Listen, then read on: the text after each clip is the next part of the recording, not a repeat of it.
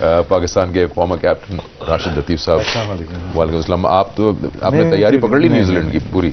New Zealand ना black shirt पहनी है, वो सुबह वाला पोर्शन है ना, अभी रात 2 बजे तक आप लोग जगाते हैं, अब सुबह 6 बजे जाना पड़ेगा जी। चले ठीक है। यानी कि हालात अगर यही हुए तो फिर कुछ ना कुछ, मैं उनको तो कुछ नहीं हो रहा, अपने आप को कुछ कर लेंगे। चले ठीक है। और पाकिस्तान के फास्ट बॉलर जिनसे बॉलिंग की बहुत सारी बात करनी है मुझे, आज के मैच की भी और इस सीरीज की भी, दोनों साइड्स की। वाह रियाज, कैसे हैं आप? मैं तो बिल्कुल ठीक हूँ।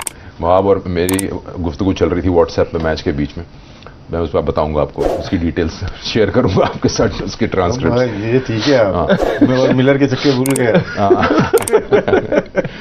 चलिए आइए पहले तो हम सीरीज का हाल अहवाल देखते हैं, किस तरह से 7 मैचेस हुए, क्या रिजल्ट्स थे। जो कराची में 4 मैचेस, उसके बाद 3 लाहौर में हुए। मुकाबला रहा 3-3 से बराबर था आज के दोपहर और शाम तक, और उसके बाद इंग्लैंड ने आखिरी मैच आज जीत लिया 67 से और सीरीज अपने नाम कर ली। ओवरऑल आप देखें तो 4-3 से जीता है, तो बराबरी का मुकाबला हुआ होगा। लेकिन ये जो आखिरी 2 मैच थे, जो कि इंग्लैंड ने पाकिस्तान को एक तरह से सांस ही नहीं लेने दी ऑन फील्ड, वो थोड़ा सा कॉज ऑफ वरी हो सकते हैं, जिस पे अब पाकिस्तान टीम काम करेगी, बिकॉज आज ही रात को न्यूजीलैंड निकल रहे हैं। और इसके साथ साथ ही मैं एक याददाश्त को थोड़ा सा फ्रेश करने के लिए मैं रिक्वेस्ट करूंगा कि मैच समरी भी देख लेते हैं कि आज के मैच में हुआ क्या था, जो कि 7वां T20 इंटरनेशनल था। बाबर आजम ने टॉस जीत के पहले इंग्लैंड को दावत दी, उन्होंने 209 बना दिए 3 खिलाड़ियों के नुकसान पे। और याद रहिए 3 खिलाड़ी पहले ही शुरू में ही आउट हो गए थे। उसके बाद मलान ने 78 नॉट आउट 47 गेंदों पे और 46 नॉट आउट 29 गेंदों पे ब्रूक्स ने बनाया। ये मेजर चंक था 92 रन का 7 to 15 ओवर्स में, जो बेसिकली बड़ा स्कोर दिखाने में कामयाबी दी उनको इंग्लैंड ने। पाकिस्तान 142 for 8 और 67 रन का margin, 56 of 43। Shan Masood highest scorer है। उसके अलावा कोई भी काबिल जिक्र परफॉर्मेंस नहीं दिखी पाकिस्तान बैटिंग में। वोक्स ने 3 आउट किए, 2 विली ने आउट किए, इनकी बॉलिंग ने भी परफॉर्म किया। सो ये समरी थी इस मैच की। मैं स्टार्ट करता हूं हमारे आज की इस परफॉर्मेंस से। इसमें कहाँ अगर मेजर चंक निकालना चाहें, या उसके कहते हैं ना एक नट शेल में करना चाहें, मिडिल ऑर्डर और बॉलिंग, और कोई 200 रन जिस तरह से हुए हैं, मतलब ये नहीं कह रहे खराब बॉलिंग या गलत बॉलिंग हुई, रन ज्यादा दिए हैं। हमने 2 दिन पहले बैटिंग की थी, उसकी रीजन हो जाती है ना बॉलिंग की, उसके ऊपर वहाँ डिटेल में बात करेंगे।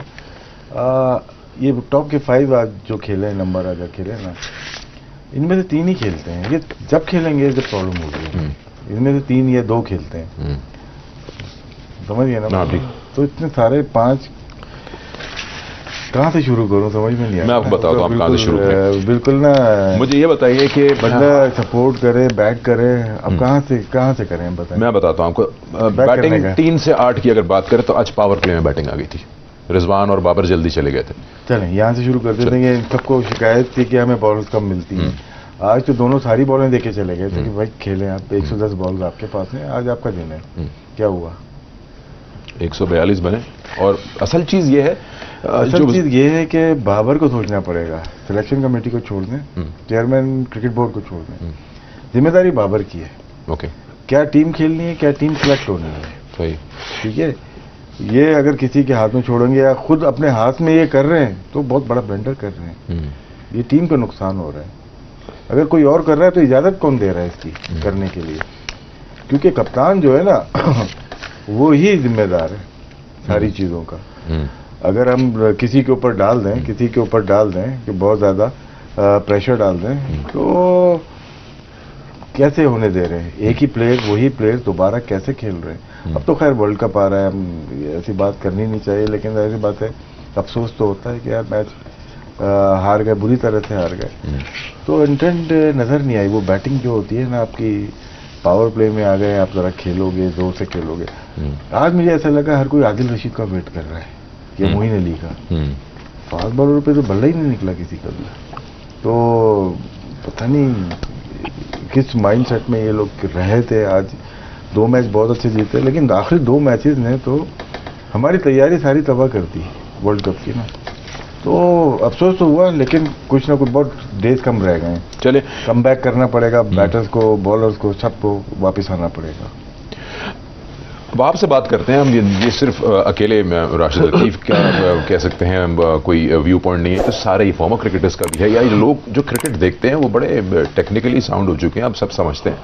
इंटेंट की बात की जाती है। आप हार जाए मैच कोई मसला नहीं है, और ऐसा हुआ है कि क्लोज गेम्स हुए हैं सीरीज में, लेकिन लास्ट 2 मैचेस में बिल्कुल out of fuel, out of gas दिखा है पाकिस्तान, और कहीं ऐसा लग रहा था कि फाइट नहीं हो रही।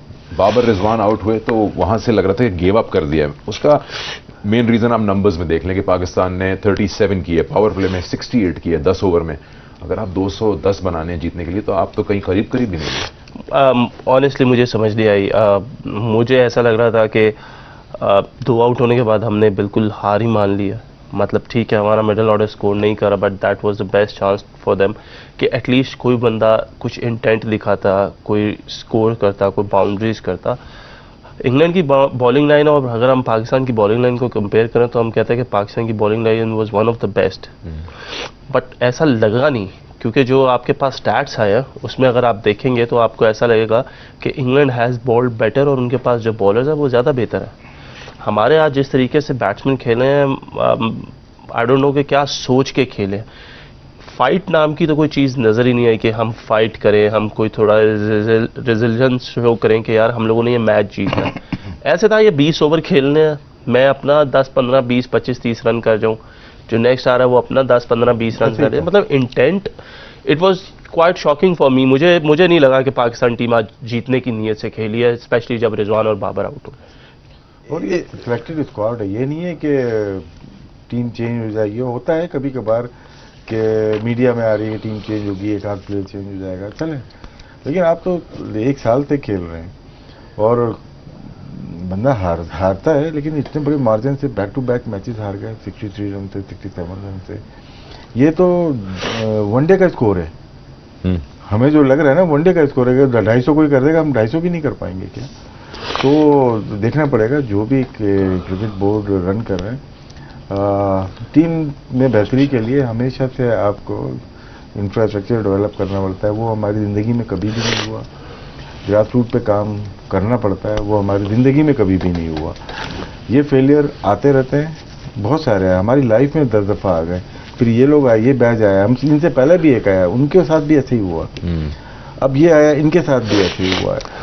तो ब्लेम मैं आज के क्रिकेट बोर्ड को नहीं दूंगा, जो हमारे जितने भी क्रिकेट बोर्ड में चलाने वाले आए, चाहे वो जाहिद अली अकबर था अपने 92 में, या आरिफ अली खान अब्बासी, जावेद बरकी थे, उसके बाद बहुत सारे लोग आए, खालिद महमूद साहब आए, उसके बाद जनरल तौकीर ज़िया साहब आए, शहरियार साहब आए, उसके बाद बहुत एजाज भट्ट साहब आए, नसीम अशरफ आए, फिर ज़का अशरफ और नजम सिटी आए, बहुत काम करके, लेकिन इंफ्रास्ट्रक्चर डेवलप नहीं किया सिर्फ तौकीर ज़िया साहब ने। ये बात नहीं कर रहे कि आज हार गए तो हम कर रहे हैं, लेकिन ये कंप्लेन तो है, बच्चों को कंप्लेन है, वो कहाँ जाके खेलेंगे, कहाँ जाएगा? मॉडर्न डे क्रिकेट हो गई, साइंटिफिक वे में जा चुके हैं लोग, हमारे पास कंप्यूटर चलाने वाले लोग ही नहीं है यार, क्या बात करेंगे हम? चले बैटिंग कार्ड देखते हैं पाकिस्तान का, और इस पे गुफ्तगू करते हैं कि ऐसा लगा वहाब कि इंग्लैंड ने बेटर बॉलिंग प्लान के साथ आज बॉलिंग की है। उन्होंने या तो वो ज़्यादा बेहतर रीड कर रहे हैं कंडीशंस को पाकिस्तान के मुकाबले में।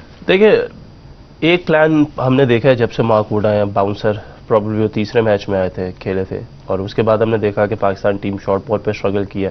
7वें मैच तक हम लोगों ने बाउंसर्स की, उन्होंने बाउंसर्स किए और उन्हें उसमें सक्सेस मिली। कोई चेंज ऑफ प्लान नज़र ही नहीं आया प्लेयर्स की तरफ से, कोई उनकी तरफ से। देखें, एक होता है कि आप हार जाते हैं, एक होता है आप फाइट करके हार जाते हैं, एक होता है आपसे रन्स नहीं हो रहे, एक होता है कि आप कोशिश करके आउट हो जाते हैं और रन्स आपसे नहीं होते। आज तो टोटली डिफरेंट लग रहा था। इंग्लैंड ने प्लान वाकई बहुत अच्छा किया हुआ था। उन्होंने बॉलर्स आप कंपेयर कर ले पाकिस्तानी बॉलर से, मेरा ख्याल है हार्डली जो 145 प्लस करता है या 150 आप मार्क वुड ले लें, उसके अलावा तो सारे बॉलर्स 135 वाले हैं उनके पास, हार्डली कोई 140 तक जाता। लेकिन उन्होंने इन विकेट्स पे जिस तरीके से बॉलिंग की है, जो उनके प्लान्स थे, जो उनके थे, हम पिछले मैच में बात कर रहे थे कि जी आपको रिजवान और बाबर की विकेट लेनी पड़ेगी और उसके लिए गेंद आपको थोड़ा सा आगे पिच करना पड़ेगा। दे मेड दैट प्लान कि जी हमने आगे बॉल किया, मारो, रिजवान को आउट कर दिया उन्होंने वहां पे बाबर को भी आउट कर दिया, उन्होंने मैच शुरू में ही खत्म कर दिया। उन्हें पता था 2 प्लेयर है, उसके बाद जितना प्रेशर इनकी मिडिल ऑर्डर के ऊपर है या जिस तरीके से मिडिल ऑर्डर खेल रहा है, देखिए रन्स नहीं होना is a different thing, skills किधर है आपकी? आपने देखा कि बैटिंग में आपके इंग्लैंड आता है, उनका 3 4 5 6 7, उनका जब दिल करता है वो एक्स्ट्रा कवर के ऊपर से खेलते हैं, उनका जब दिल करता है वो सामने हिट मारते हैं, उनका जब दिल करता है वो विकेट छोड़ के आपको खेलते हैं, कभी वो बॉल को बॉडी में लेके खेलते हैं, नजर आता है वो विकेट पे क्रीज पे हिल रहे होते हैं। तो हमारी दफा ऐसा लगता है कि डेविड विली माजरत के साथ 132, 133, सैम करन 132, 133, क्रिस वॉक्स 136, 137, रीस ट्रॉपले 135, 36। हम ना अपने आप को रूम दे रहे हैं, ना हम कोशिश करें हम सीधी हिट मारते हैं, ना हम कोशिश करें एक ही शॉट मारते हैं सारे क्रॉस बैट शॉट। तो मुझे ये बताइए, क्रिकेट टर्मिनोलॉजी में कहते हैं कि जी गेंद बल्ले पर नहीं आ रहा, ऑब्वियसली जो खेल रहा है उसको पता है बात कि अगर फंस के आ रहा है बॉल कुछ है, लेकिन कंडीशन फ्रेंडली होने का वेट क्यों कर रहे हैं? मतलब फिर वही वाली बात होगी कि आप फिर इम्प्रोवाइज करें, अगर नहीं हो रहा है दूसरी टीम अभी आधे घंटे पहले बना कर गई है। जो प्लेयर्स होते हैं ना अपने आप को चेंज करते हैं, प्रैक्टिकली चेंज करते हैं, और जब बल्ले पे बॉल नहीं आ रही तो कितने दूर होगी बॉल, अब आप मेजर करते कि कितने 2 मीटर, 3 मीटर, 4 मीटर, 5 मीटर, कितने आपके पास बॉल आनी है। तो अगर तो बॉल प्रॉपरली नहीं आ रहा तो आप वेट करोगे बॉल का ना, फिर आप स्क्वायर ऑफ द विकेट चले जाते हैं। अगर उस बॉल को आगे मीट करेंगे और आउट हो जाएंगे, बोले बॉल बल्ले पे नहीं आ रहा, तो आपकी नाअहली है, वो आपकी नाअहली साबित करती है कि आपने पिच को असिस्ट नहीं किया। जो बैटर या बैट्समैन पिच को असिस्ट नहीं कर सकता वो डिजर्व ही नहीं करता नेशनल टीम से खेलने के लिए। ये बोले बॉल बैट पे नहीं आ रही, हमने बहुत सारे प्लेयर्स के साथ खेला है, वो आउट भी हुए हैं, 0-0 पे भी आउट हुए हैं, लेकिन खराब पिचेस के ऊपर सेंचुरीज टेस्ट मैचेस में बना के देखिए, चाहे वो जावेद भाई हो जाएं, चाहे वो सलीम मलिक हो जाएं, चाहे इंतमाम सईद हो जाए, यूनुस यूसुफ हो जाए, मतलब कि यही तो क्लास होती है। अगर ये बोल गया पिच सही नहीं है तो आप लोगों को मतलब के बेवकूफ़ बना रहे हैं। अब अपनी बैटिंग में थोड़ी सी स्किल होती हैं तो आप कर लेते हैं। अब ये जो प्लेयर्स हैं, बैन डकेट की बात करते हैं ना, ठीक है, वो यहाँ से मार रहा है, मतलब कि यहाँ से मारना एक फन है ना, एक फन मजे ले रहा है। इसका मतलब है कि वो राइट हैंड से थ्रो करता है, ठीक है। आप उसको अगर ज्यादा लें, या तो स्क्वाश ज्यादा खेलता है कि राइट हैंड उसका यहाँ से ये चल रहा है, लेफ्ट तो उसका चल ही रहा है। तो क्या हमारे पास कुछ ऐसी स्किल्स हैं, ऐसे मेथड हैं कि हम भी अपने प्लेयर्स को तैयार कर सकें इस तरह से? क्योंकि अगर आप राइट हैंड खेल रहे हो, ठीक है, यहाँ से मारने के लिए आपको बैकहैंड खेल की प्रैक्टिस करनी पड़ेगी। स्क्वाश या टेनिस खेलोगे तो आप बैकहैंड की प्रैक्टिस करनी पड़ेगी। ऐसे मसल नहीं हो कि आपकी जिस दिन मूड हो गया आप मार दोगे, आपको 100 बॉल मारनी पड़ेंगी रोजाना। खैर नहीं भाई, तो मतलब ये कि डिबेट है। हाँ, कि आप, और पिच का आपने पूछा था कि आपकी मर्जी की कंडीशंस आपको हो सकता है हर बार नहीं मिले। देखिए 1 घंटे में क्या पिच चेंज हो जाएगी, ठीक है ना। पिच कभी भी चेंज नहीं होती, आपका माइंड चेंज हो जाता है। जहाँ 2 विकेटें गिरती हैं, प्रेशर पड़ता है, आपका माइंड चेंज हो जाता है। पिच वही है, कभी कभार पिच खराब खेल रही होती है, एक ऐसा प्लेयर आता है कि उसको कोई प्रॉब्लम नहीं हो रही होती, वो आके अपने गेम खेलता है। उनका माइंड क्यों नहीं चेंज होता? उन्होंने भी 2 विकेटें पावर प्ले में गंवा दी। नहीं, वो डिफरेंट तरीके से खेलते हैं, वो अपनी प्लेस के लिए नहीं खेलते। मैं पहले भी कहा था कि इनका बिल्डअप देख लें, 1 to 10 बॉल देख लें सारे प्लेयर्स का पाकिस्तान के, ठीक है, 100 से नीचे ही आपको स्ट्राइक रेट मिलेगा। उनका अगर 1 to 10 बॉल का स्ट्राइक रेट देखेंगे वो ज़्यादा मिलेगा। यही फ़र्क है कि उनको पता है। सॉल्ट को पता था कि मैं खेलूंगा, मैं कुछ भी ना करूं, खेलूंगा। हमारे वालों को पता नहीं था, एक मैच में मार लगती है तो दूसरा बाहर बैठ जाता है। यही एक फ़र्क है उनके। मेरे ख्याल से ये मॉर्गन हो गए या एंडी फ्लावर, ये उस ज़माने से ये चीज़ें लेके आए कि जो प्लेयर को ट्रस्ट डेवलप होना चाहिए, कैप्टन और प्लेयर्स के दरमियान ट्रस्ट होना चाहिए। जब तक ट्रस्ट नहीं है ना, जितना अच्छा प्लेयर हो, ट्रस्ट अगर नहीं है तो वो प्लेयर नहीं बन सकता। ट्रस्ट होना ज़रूरी है दोनों के बीच में, हेड कोच के बीच में, और यही ट्रस्ट है जिससे टीम बनती है और यही टीम टूटती है। 37 पे 3 आउट थे पाकिस्तान के पावर प्ले में। उनकी बैटिंग देखते हैं। पाकिस्तान ने ऑफ कोर्स जब बैटिंग की तो पहले बाबर आउट हुए। और हमारा मेथड ऑफ प्लेइंग क्या है? आप राशिद भाई बात करें कि ट्रस्ट लेवल, अगर हम देख सके कि इनके आखिरी 10 मैचेस इन्होंने जो 10 इनिंग्स खेली हैं इन लोगों ने, सारे प्लेयर्स ने, एक तो उससे आपको पता चल जाए। सेकेंडली ये लोग तो कंसिस्टेंटली पिछले 1-1.25 साल से पाकिस्तान टीम का हिस्सा, शायद इफ्तिखार लास्ट वर्ल्ड कप में नहीं थे, पर पिछले 2 वर्ल्ड कप से यही लड़के खेलते आने से एक शान मसूद का एडिशन है। सो और आपको एज अ प्लेयर क्या ट्रस्ट चाहिए? इतनी देर तो किसी को, मेरा नहीं ख्याल, राशिद भाई ने भी अपने एरा में क्रिकेट खेली है, हमने भी अपने एरा में क्रिकेट खेली है, हम लोगों को लिए तो 2-2 मैचेस होते थे।